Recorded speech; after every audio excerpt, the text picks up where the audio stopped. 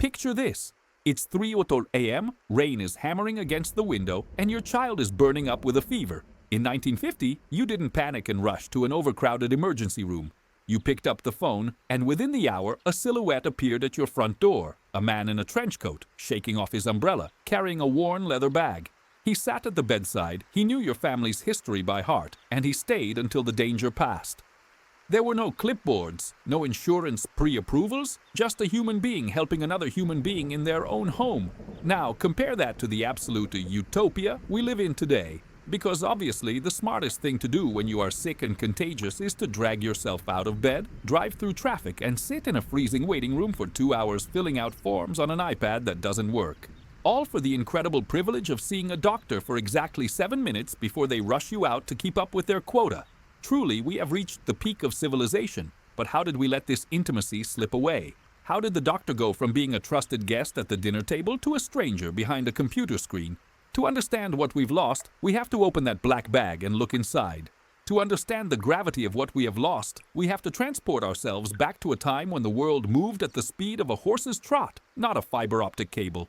Let's dial the clock back to the turn of the 20th century, or even the 1930s and 40s. In this era, the doctor wasn't a remote entity hidden behind a labyrinth of receptionists and automated phone menus. He was a neighbor. He was the man who likely brought you into this world on your parents' quilt-covered mattress, and he would likely be the one to hold your hand when you left it. The practice of medicine wasn't an industry. It was a vocation, a calling that required a level of personal sacrifice that is almost incomprehensible to the modern mind. The centerpiece of this entire ritual was the black bag. It is the ultimate symbol of the era, a worn, heavy leather satchel that smelled faintly of rubbing alcohol, old tobacco, and dried herbs. That bag was a portable hospital. It didn't contain a tablet for data entry or a card reader for your copay. It held the tangible tools of salvation. Inside, nestled in velvet-lined compartments, were glass vials of morphine, digitalis for the heart, and sulfa powder for infection. There was the heavy, metal binaural stethoscope, not the disposable plastic toys you see today, but a cold, precise instrument that the doctor would warm in his palms before placing it on a child's chest. That simple gesture, warming the instrument, speaks volumes about the philosophy of the time. It was care first, efficiency second. Compare that to the glorious efficiency of modern healthcare, where care often feels like being processed through a meat grinder. Today, if you're lucky enough to get an appointment within 3 months of actually being sick, you're greeted not by a warm hand, but by a stack of paperwork asking if you've traveled to a foreign country recently or if you're allergic to latex. You sit in a sterile, fluorescent-lit box that smells of industrial cleaner and despair, waiting for a provider who is contractually obligated to spend no more than 15 minutes with you. It's truly a marvel of modern engineering how we've managed to optimize the humanity right out of healing. We have traded the comforting weight of the doctor's hand on our shoulder for the cold glow of a computer monitor as the physician types away, making more eye contact with the screen than with your suffering. But back then, the diagnosis was an art form, a sensory experience that required the doctor to be a detective of the human body. Without x-rays in every room or MRI machines whirring in the basement, the country doctor had to rely on his 5 senses. He didn't order a battery of lab tests to cover his liability insurance. He looked at you. He looked at the color of your fingernails to check for anemia. He smelled your breath. Sweet meant diabetes. Foul might mean a lung abscess. He listened to the rhythm of your heart, not just for the beats, but for the whispers between them. He palpated your abdomen, his fingers reading the tension in your muscles like Braille. It was an intimate, invasive, and deeply human connection. He knew the difference between a cough caused by dust from the harvest and a cough that signaled the early stages of consumption, not because a machine told him, but because he knew your life, he knew you worked in the mill, he knew your roof leaked, he knew your father had a weak heart. This context was the most powerful medicine in his arsenal. Today, your medical history is a fragmented digital file scattered across 6 different hospital systems that don't talk to each other. Back then, the database was the doctor's memory. He knew that your family had a genetic predisposition to melancholy, or that your joints ached when the rain came from the east. This wasn't just data. It was wisdom. It allowed him to treat the person, not just the disease. If you enjoy diving into these lost chapters of history and want to keep uncovering the stories that shaped who we used to be, please take a second to leave a like and subscribe. It tells us you want more of these deep dives into the past. The journey to the patient was often as harrowing as the illness itself. We aren't talking about a paved commute in a climate-controlled sedan with heated seats. The country doctor was an adventurer. In the dead of winter, when the snow drifts were high enough to bury a fence post, he would hitch up his horse or crank start a Model T that had to be coaxed into life with boiling water poured over the manifold. He crossed swollen creeks where bridges had washed away, navigated mud that could swallow a buggy wheel whole, and faced the biting wind for hours. And he did this because he knew that if he didn't, nobody else would. There was no backup. There was no 911 dispatch center to route a helicopter. There was just him, his bag, and his conscience. When he arrived, the dynamic shifted. He wasn't a visitor. He was taking command of the chaotic household, yet he did so with the grace of a guest. The kitchen table became the operating theater. Sheets were boiled on the stove. The family was enlisted as nurses and assistants. The father might be asked to hold the lantern steady, the mother to keep the water boiling.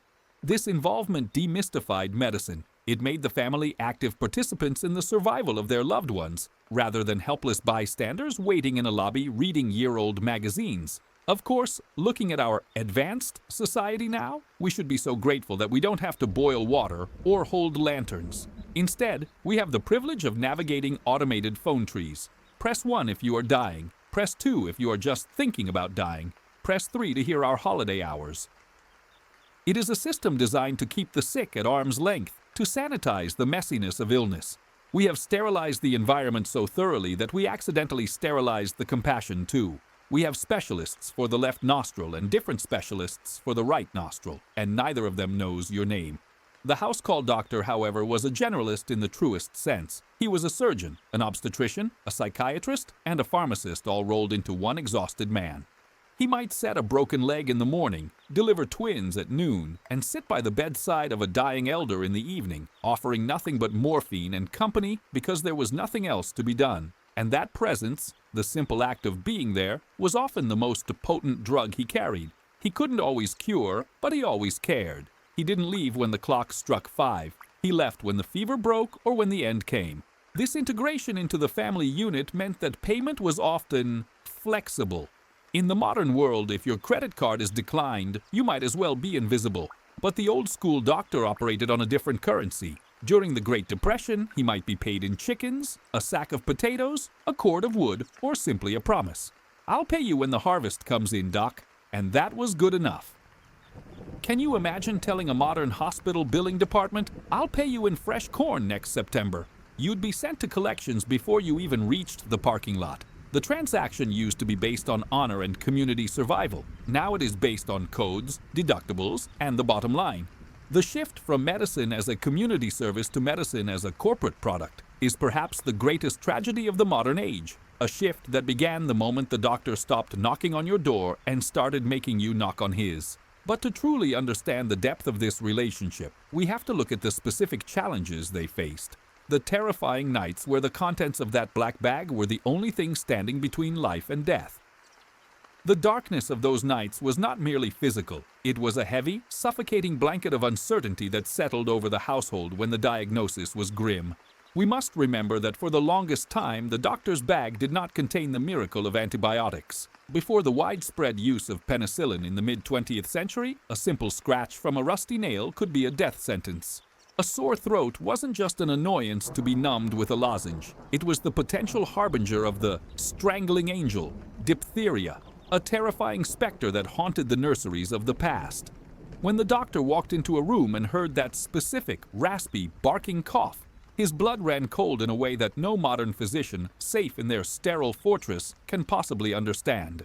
He didn't have the luxury of swabbing a throat and sending it off to a lab that would email results in 3 days. He had to act on instinct and immediate observation. Imagine the scene. The only light comes from a kerosene lamp cast upon the frightened faces of parents huddled in the corner. The doctor is stripping off his coat, rolling up his sleeves, and preparing to perform a tracheotomy right there on the dining table. He is boiling his scalpel in a pot of water on the wood stove, the steam rising to mix with the smoke of the fire. There is no anesthesiologist to monitor vitals, no beeping machines to tell him if oxygen levels are dropping. There is only the doctor's steady hand and the terrifying sound of a child fighting for air. He cuts into the windpipe, inserts a silver tube, and literally breathes life back into the patient. This was high-wire acrobatics, without a net. Now, let's pivot to the miraculous present day, where we have supposedly evolved beyond such barbarism. Today, if you have a sore throat, you don't get a hero with a silver tube. You get a telehealth appointment with a pixelated stranger who freezes every 10 seconds because your Wi-Fi connection isn't strong enough.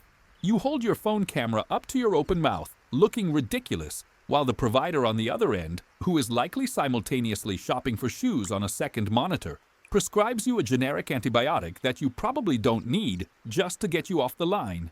We have traded the heroic, life-saving intervention of the family doctor for the bureaucratic efficiency of a vending machine. We have convinced ourselves that this is progress because we have digital records, yet we have lost the visceral, tactile ability to actually save a life with our bare hands. But the true burden of the country doctor wasn't just the procedures, it was the weight of being the sole arbiter of fate in his community. He carried the secrets of the town in that leather bag alongside the morphine.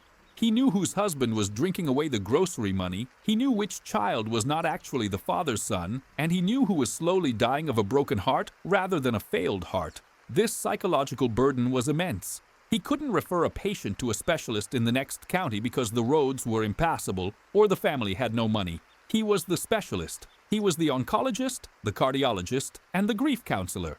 When a child was lost to scarlet fever, it wasn't a case fatality to be logged in a spreadsheet. It was the miller's daughter, the one who gave him an apple every time he rode past. He had to attend the funeral, look the parents in the eye, and then go home and try to sleep, knowing he would have to do it all over again the next day. This brings us to the most profound realization, a twist in our understanding of why the house call was superior to modern medicine. We often think the house call was just about convenience, a delivery service for healthcare, but it was actually a superior diagnostic tool. This is the secret that modern medicine has completely forgotten. When a doctor visits you today, he sees you in a vacuum. You are a specimen in a white paper gown, removed from your natural habitat. You tell him, "I've been coughing," and he listens to your lungs. But when the old school doctor came to your house, he didn't just hear the cough. He saw the black mold growing in the corner of the ceiling. He didn't just hear you complain of stomach pains, he saw the unrefrigerated stew sitting on the counter. He didn't just hear you talk about anxiety, he saw the tension in the way your spouse looked at you, or the pile of unpaid bills on the sidebar. He was diagnosing the environment, not just the organism. This is the critical piece of the puzzle we have thrown away. In our arrogance, we believe that biology exists independently of biography. We think we can treat a human being like a car, drive it into the shop, swap out a part, and drive it out. But the old doctor knew that the shop was the problem. He could cure a case of nerves by prescribing a vacation not because he was guessing, but because he saw the chaos of the household. He could cure a recurring rash by noticing the type of soap the family used in the wash basin. He was a Sherlock Holmes of the domestic sphere, gathering clues that a modern doctor, staring at a blood test result on a screen, would never ever see. Contrast this with the absolute farce of the modern checkup. You walk into an office that is kept at a temperature suitable for meat storage. You are asked to list your symptoms on a form that asks for your insurance information 3 separate times. When you finally see the doctor, you are on your best behavior. You don't mention that you're stressed about your job, you don't mention that you're eating fast food 5 times a week, and you certainly don't mention the dampness in your basement. You present a curated version of yourself. And the doctor, pressed for time and buried in compliance protocols, treats the curated version, not the real you. It is a theater of the absurd where both parties pretend to be engaged in healing, while the root causes of illness, lifestyle, environment, family dynamics, go completely unaddressed. The house call doctor stripped away that pretense. You couldn't hide your lifestyle when he was sitting in your living room. If you said you were eating healthy, but he saw the grease on the stove, he knew. If you said you were resting, but he saw the laundry piled high, he knew. This radical transparency allowed for a level of care that was holistic before holistic became a buzzword used to sell expensive vitamins. It was a partnership based on the naked truth of your existence. And as we moved into the mid-century, just as medicine began to advance with vaccines and better drugs, we made a fatal error. We assumed that because the tools were getting better, the delivery system needed to change. We confused the science of medicine with the art of healing, and in doing so, we began the slow, painful process of severing the bond between the healer and the home. The tragedy is that we didn't know what we were losing until the door clicked shut for the last time, and we were left standing on the porch, holding a prescription slip, wondering why we felt so alone. As the decades rolled on, the landscape of medicine began to shift beneath our feet. A slow tectonic movement that would eventually swallow the house call whole. The post-war era brought with it a dazzling array of new technologies, shiny and seductive. Hospitals transformed from places where the poor went to die into cathedrals of science. We saw the rise of the specialized clinic, the diagnostic center, the centralized laboratory. The narrative began to change. We were told that the doctor's black bag was no longer enough. How could a stethoscope compete with an EKG machine? How could a palpating hand compete with an X-ray? The argument was logical, seductive, and fundamentally flawed in its humanity. We were sold the idea that better machinery equaled better health, and like eager children, we bought it hook, line, and sinker. The transition wasn't immediate. It was a slow erosion of intimacy. The doctor started asking patients to come to the office just this once for a test that couldn't be done at home. Then, just this once became whenever possible, and finally, always. The car, which had once empowered the doctor to reach the patient, now empowered the patient to reach the doctor. The flow of traffic reversed, and with that reversal, the power dynamic shifted irrevocably. When the doctor came to your house, he was on your turf. He had to respect your rules, your space, your dignity. When you go to his office, you are on his turf. You are subject to his schedule, his rules, his waiting room magazines from 2014. You became a supplicant entering a temple rather than a host welcoming a helper. Let's take a moment to appreciate the sheer brilliance of the modern system that replaced this. We have constructed a healthcare model that rivals the DMV in terms of warmth and efficiency. In the bad old days, if you had a complex problem, the doctor would stay for dinner to discuss it. Today, if you have a complex problem, you are referred to a specialist who is booked until the next solar eclipse. You are given a referral slip, which is basically a permission slip to go beg for help from someone else. You navigate a maze of insurance approvals that requires a PhD in bureaucracy to understand. And when you finally see the specialist, they look at the specific organ they are responsible for, completely ignoring the rest of your body as if your kidney is floating in a jar of formaldehyde rather than functioning inside a human being. It is a triumph of compartmentalization, a system designed by accountants for accountants, where the patient is merely a revenue stream with a pulse. But the loss goes deeper than just logistics. It's about the erosion of trust. In the era of the house call, the doctor was a pillar of the community, revered not for his wealth, but for his service. He wasn't driving a luxury sports car. He was driving a beat-up sedan because he hadn't collected a bill in 3 months. He wasn't living in a gated community far away from the commoners. He lived down the street. You saw him at the grocery store, at church, at the local diner. He was accountable. If he made a mistake, he couldn't hide behind a legal team or a corporate PR department. He had to look you in the eye when he bought his morning paper. That accountability bred a level of care that no malpractice lawsuit can ever replicate. Today, the doctor is often a ghost. You might see a different physician every time you visit the clinic. There is no continuity, no narrative arc to your care. You have to re-explain your history to a stranger every 6 months, feeling like a broken record. Yes, I'm still allergic to penicillin. Yes, I still have the metal plate in my knee. It's exhausting, it's dehumanizing. It makes you feel like a cog in a machine that is slowly grinding you down.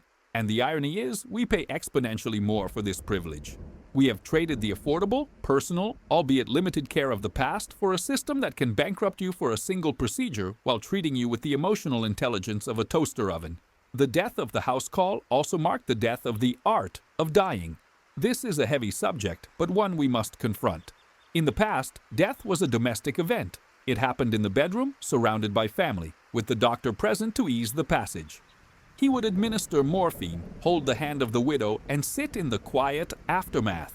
He guided the family through the transition, validating their grief, witnessing the end of a story he had helped to write. It was sad, yes, but it was natural. It was human. Now, we have sanitized death to the point of obscenity. We whisk the dying away to sterile hospital rooms, hook them up to beeping monitors, and surround them with strangers in scrubs. We prolong life at the expense of the quality of death.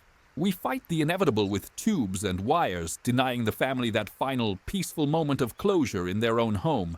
We have turned a natural process into a medical failure. The doctor is rarely there at the end. He's moved on to the next patient, the next chart, the next billable hour. The intimacy of the final breath has been outsourced to machines and shift workers who never knew the person's name until they read it on a wristband. There was a specific moment, a tipping point, where the scales fell from our eyes, but by then it was too late. It was the moment when the patient became the consumer and the doctor became the provider. This linguistic shift was not accidental. It was the signal that healthcare had ceased to be a covenant and had become a commodity. The house call didn't fit into this new business model. It was inefficient. It didn't scale. You couldn't maximize throughput if you were driving 20 minutes to see one person. So the bean counters killed it. They sacrificed the soul of medicine on the altar of efficiency. And what have we gained? We have gained the ability to survive things that would have killed us 50 years ago, certainly. But we have lost the comfort of being cared for while we survive. We have gained data, but lost wisdom. We have gained access to technology, but lost access to the healer. The modern doctor is often just as frustrated as the patient, trapped in a system that demands they see 30 patients a day, turning them into data entry clerks who happen to have medical degrees. They yearn for that connection too, but the system is designed to crush it. So here we stand, in the gleaming, sterile hallway of modern progress, looking back at the muddy footprints of the country doctor. We realize that while his bag may have lacked antibiotics, it held something we are starving for today: time. He gave us his time. He gave us his presence. He gave us the dignity of being treated as a person in our own home, not a number in a queue. As we approach the end of this story, we have to ask ourselves a difficult question. We have all this technology, all this speed, all this data. But when the fever spikes at 3 USC a.m. and the fear sets in, would you rather have a robotic voice on a helpline telling you to go to the nearest urgent care center? Or would you trade it all for the sound of a heavy car door closing in your driveway and the sight of a familiar figure walking up your path, rain or shine, to tell you that everything is going to be all right? The answer reveals exactly what we have broken, and the final piece of this puzzle will show us if it can ever be fixed. The silence that followed the disappearance of the house call is deafening, though we try to drown it out with the white noise of television screens in waiting rooms and the incessant clicking of keyboards. We have arrived at a point in history where we must confront the uncomfortable truth. We have engineered a system that is technically brilliant and spiritually bankrupt. The ghost of the country doctor still haunts our collective memory, a reminder of a covenant that has been broken. We traded the muddy boots on our front porch for the sterile squeak of sneakers on hospital linoleum, and in the process, we turned the act of healing into a transaction, stripped of its sacred character. It is fascinating, is it not, to look at how the wealthy navigate this perfect modern system we are all told to be grateful for? The irony is thick enough to cut with a scalpel. The billionaire class, the titans of industry who champion efficiency and automation for the masses, do not sit in urgent care clinics sandwiched between a vape shop and a discount mattress store. They do not wait 3 weeks for an appointment. They have concierge doctors. They pay tens of thousands of dollars a year for a physician who, wait for it, comes to their house. They have reinvented the 1940s country doctor, rebranded it as a luxury lifestyle product, and sold it back to the 1% at a premium. This proves, beyond a shadow of a doubt, that the house call was never obsolete. It was simply deemed too good for the average person. The intimacy and security of having a doctor in your living room is now a status symbol, leaving the rest of us to navigate the automated phone trees of doom. For the rest of us, the future looks even more promising. We are barreling toward a reality where your primary care physician might not even be a human being. Why bother with a tired, overworked doctor when you can have Dr. Algorithm? We are told to be excited about AI in medicine. Just imagine the warmth and comfort of pouring your heart out to a chatbot that simulates empathy while harvesting your data to sell you targeted ads for antidepressants. It's the ultimate efficiency. A machine doesn't need to sleep, doesn't need to eat, and certainly doesn't need to hold your hand. It can process your symptoms in a nanosecond and spit out a diagnosis with zero emotional overhead. Truly, we should be falling to our knees in gratitude that we no longer have to burden ourselves with human connection during our most vulnerable moments. Who needs a hand on their shoulder when you have a QR code to scan? But let's strip away the sarcasm for a moment and look at the raw emotional cost of this progress. The house call was a ritual that bound a community together. When the doctor's car was parked in front of the Smith house, the neighbors knew. They didn't gossip. They cooked casseroles. They kept their children quiet. They checked in. The presence of the doctor was a signal flare that rallied the village. Today, illness is a solitary confinement. We suffer alone behind closed doors, or we suffer alone in a crowd of strangers in an ER, staring at our phones to avoid making eye contact with the person coughing next to us. We have successfully privatized our pain. The old doctor, the one with the worn leather bag, offered something that no MRI machine can ever offer: the vigil. This is a concept entirely foreign to modern medicine. The vigil was the act of simply staying. It was the doctor sitting in the rocking chair by the fire, watching the child breathe, waiting for the crisis to break. He wasn't doing anything medical in that moment. He wasn't cutting or prescribing. He was bearing witness. He was lending his strength to the terrified parents. He was saying, without words, I will not abandon you to the dark. In our rush to optimize healthcare, we decided that this non-billable time was waste. We cut it out. And now, when we are sick, we feel a profound, aching loneliness that no prescription drug can cure. We are processed, treated, and discharged, but we are rarely held. We must acknowledge that the men and women who performed these house calls were not saints. They were exhausted, often underpaid, and pushed to their limits. But they possessed a vocational ethos that is endangered today. They viewed their profession as a stewardship. You were not a customer. You were a soul under their protection. When they drove through the sleet and snow, risking their own safety to reach a farmhouse miles from nowhere, they were validating the worth of the patient. They were saying, your life matters enough for me to come to you. What message does the modern system send? You matter enough to fill out these 3 forms, provided you have the correct insurance tier and arrive 15 minutes early. The implicit message has shifted from, I am here to serve you, to, you are lucky to be seen by me. So, what is the final verdict on the legacy of the house call? It is a tragedy of lost humanity.